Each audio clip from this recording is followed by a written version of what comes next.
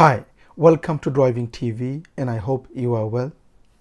In this video, I'd like to talk to you about after you pass your test. So what happens after you pass your test? So you go to your test and you've passed. So now what? What happens from now onwards? What do you need to do?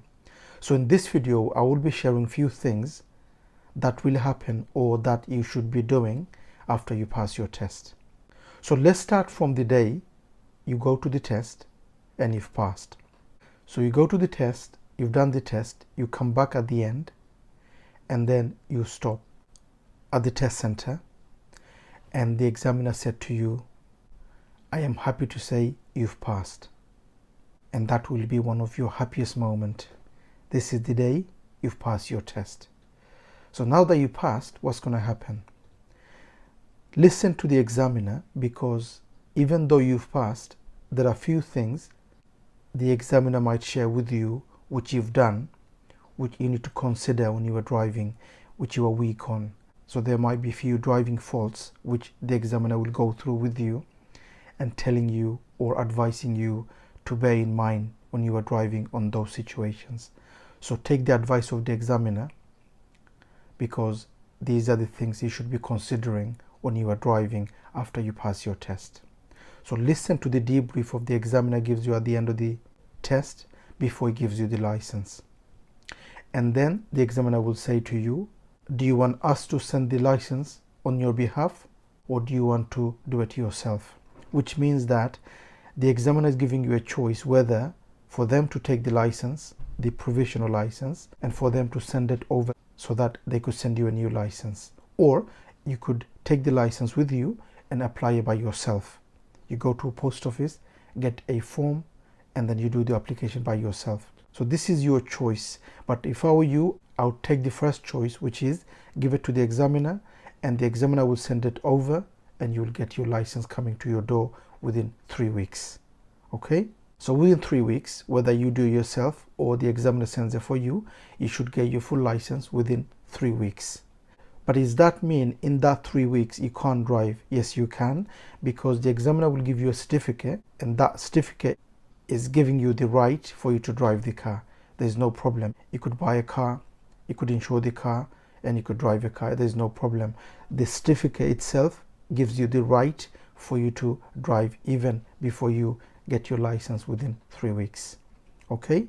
So now, if you already have a car, which means you are insured in that car, that insurance is for learner's insurance. Make sure you change that over to a full driver insurance. Don't drive the car yet if the car is insured on your name as a learner. Make sure you change it over as a full driver, because you've passed today. You are now a full driver, so you need to change the insurance as a full driver. Okay? So don't drive the car until you've changed. If you haven't got a car, so it's now time to buy a car. Now, what kind of car should I be buying? That will depend on how much money you want to spend and what kind of car you want. Do you want a big car, small car, depending on, up to you. Okay? But few things to consider. If I were you, I probably would get a small car just to get used to it with this driving, because this will be the first time you will be driving by yourself, making decisions by yourself.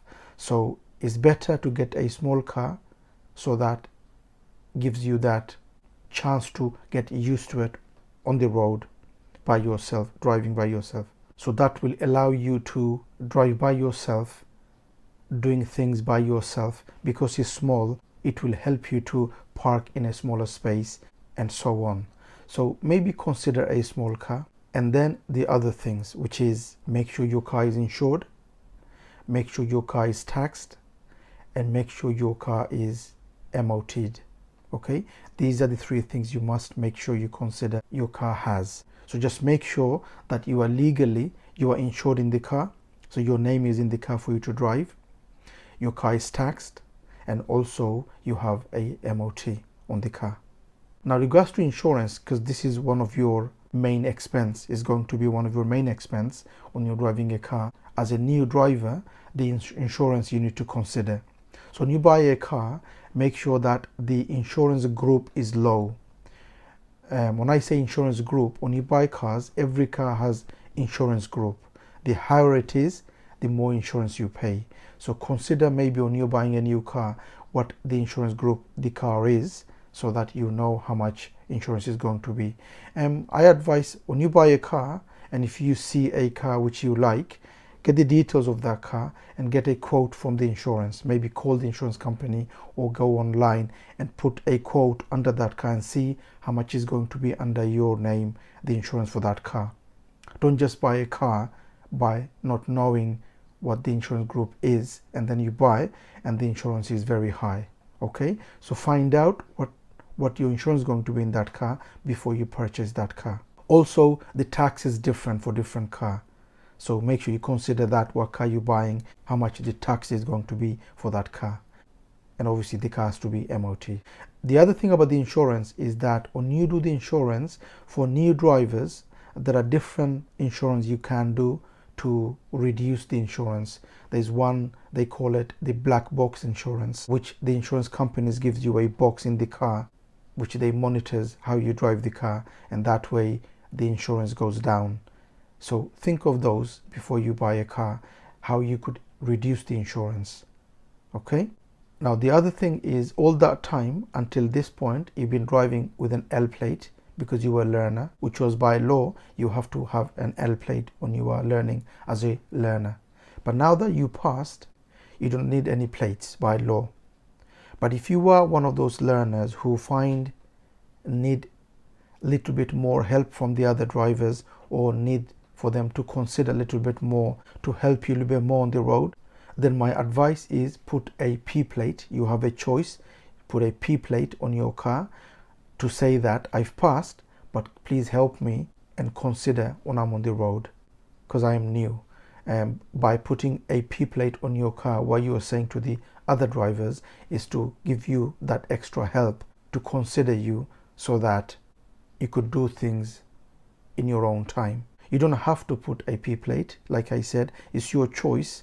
But if you think you are one of those drivers who needs that extra help on the road from the other drivers, consider a P plate for first few months or maybe 6 months, just to get used to it on the road, so that when you are slow little bit doing your parking or maneuver, others knows that you've just passed and you are asking for their help.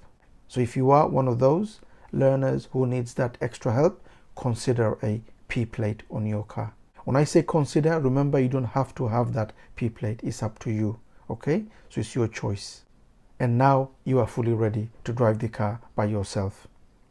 This will be a big moment for you because all that time you've been driving with someone else in your car, whether it's your driving instructor or your family member, maybe your mom, maybe your dad, maybe your wife, maybe your husband, maybe a family member or your friend been helping you, or mostly maybe it's your driving instructor.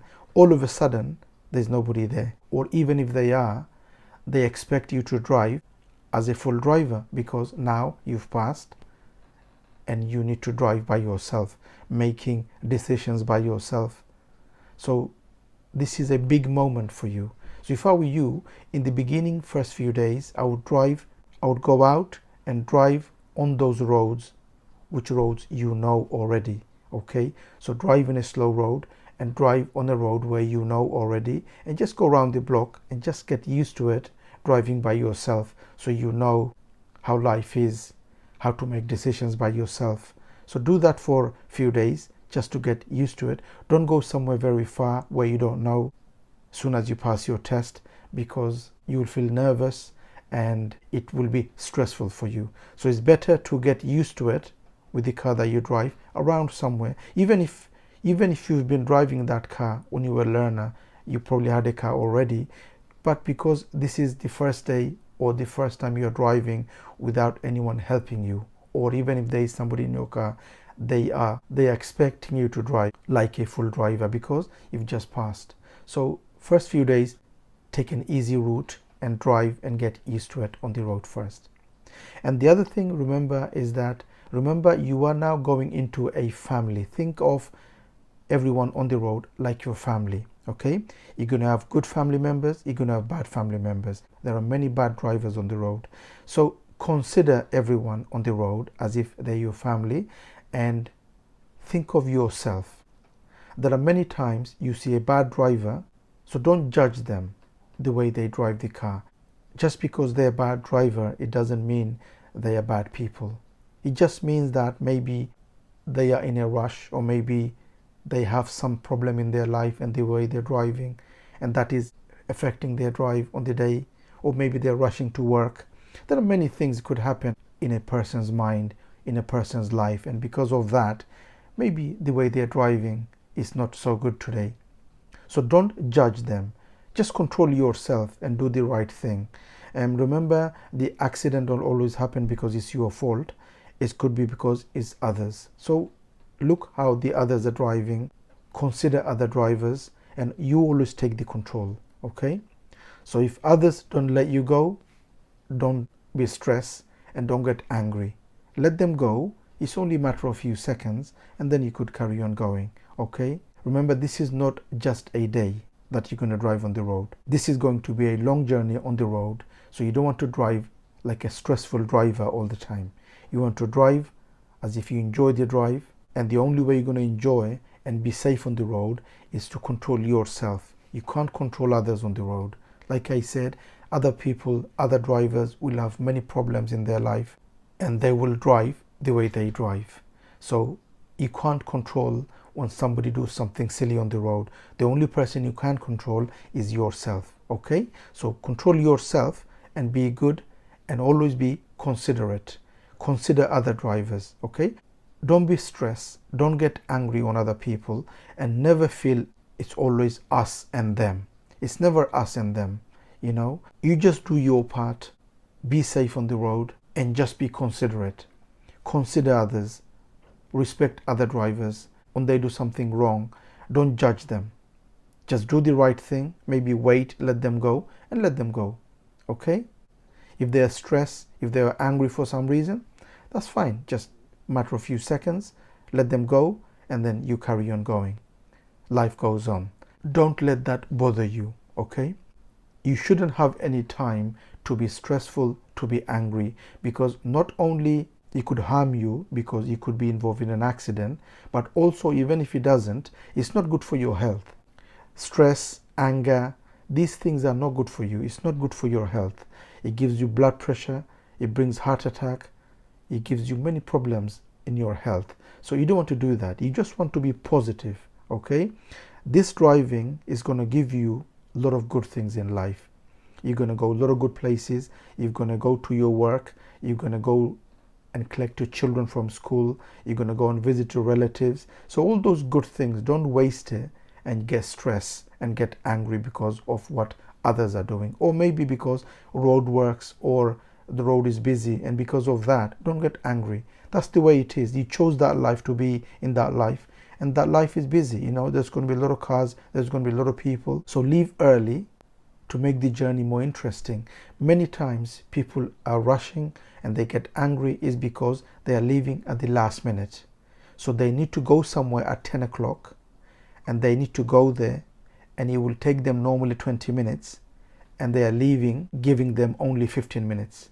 How can you be on time? You know it's going to take you 20 minutes. You've only got 15 minutes when you started the journey. So in that situation, you're always going to rush and you're always going to be stressed. Don't do that. If you need 30 minutes to go somewhere, leave 40 minutes, 45 minutes before. If you need to go somewhere which is going to cost you an hour, leave 1 hour, 15 minutes before, or 1.5 hours before. That gives you enough time for you to enjoy the journey and go in your own time without breaking the rules and breaking the laws. Okay? Many times people break the rule and the laws, and they get stressed and they get angry is because they're not doing the time right. The timing is wrong. They're leaving at the last minute, or they're leaving and they're already late, you know. So always leave early. That way you're going to enjoy the journey. If you're going to go somewhere far, make sure your car is okay. Make sure your tires are okay. The pressure is okay. Make sure your brake lights are working. Make sure your reverse lights are working. Make sure your indicator lights are working. Make sure your windows are clean. Make sure, like I said, that the car is insured and MOT'd and taxed and all that. That way, even if you see a police on the car, you shouldn't be scared. You should wave at them, because they're there to protect you, not to be scared. Many times, I don't know why when people see police on the road, they get scared. I don't know why. The police are there on the road to protect you, to help you. Imagine the police are not on the road for a day. They go home for a day. What's going to happen on the road? They're there to protect you. Why should you be scared? If you break the law, if you break the rule, obviously you should be scared. So why should you break the law? If you leave early, if the road is saying 30, you should be driving 30. If the road is saying 40, you should be driving 40. Or whatever the road speed is. Sometimes even the road is 40, but you can't do 40 because the road is busy. So depending on the road, you have to drive. Why should you break the law? Why should you break the rule? You know, you shouldn't. If it's 30 and it's safe, you should do 30. If you go to the motorway, it's 70 and it's safe and you should do 70. Why should you do more than 70? Remember one thing. If the road is saying 70 and you want to go somewhere and the journey is for an hour and you are doing 80, number one, you're going to be scared and you're going to be stressed by thinking, is there police watching me? Am I going to get caught? So you always have that pressure and you're always going to be stressed for that. Number two, after the journey, how much time are you going to save? 5 minutes? 10 minutes? Just the extra 10 miles per hour extra you've been driving. You've been breaking the law, being stressed, putting too much pressure to your mind, to your body, and then at the end of it, what did you gain? No more than 5 or 10 minutes. Why doing that?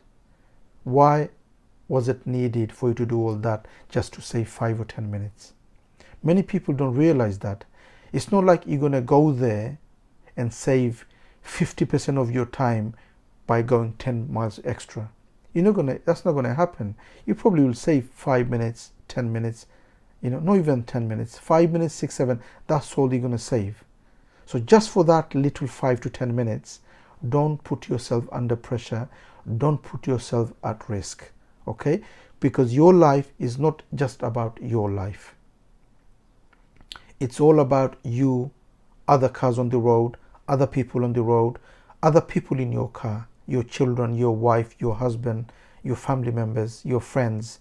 These are all in your car. You're risking, okay? Don't risk their life. Don't risk your life. Think of yourself. Think of others on the road when you're driving. Trust me, if you give yourself enough time for the journeys, this driving becomes so much interesting, so much better. Trust me, because I know. So control yourself and think of others when you are driving on the road, okay? That's it for this lesson. I hope it helps, and please do make a comment what you think of the video, and if you like the video, give a thumbs up, and if you are new to the channel, don't forget to subscribe so don't miss any of my future videos, and hope to see you again on the next video. Bye for now.